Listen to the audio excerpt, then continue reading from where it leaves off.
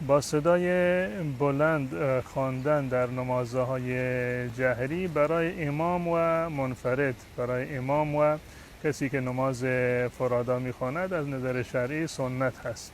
و اگر شخصی تنها نماز میخواند، منفرد هست، جایز هست که نماز جهری را با صدای بلند بخواند قرائتش را، یا اینکه آهسته بخواند. هر دو برایش از نظر شرعی اشکالی ندارد و جایز هست. و در صورتی که شخصی امام هست، برای امام تأکیدش بیشتر هست، گرچه از نظر جمهور علما سنت هست که قرائت با صدای بلند خوانده بشود در نمازهای جهری، یعنی نماز صبح و نماز 2 رکعت اول مغرب و عشا. و از دیدگاه امام ابو حنیفه رحمت الله علیه برای امام جز واجبات است، اما برای منفرد از نظر شرعی اشکالی ندارد، سنت هست، خواستید با صدای بلند بخوانید یا به صدای آهسته.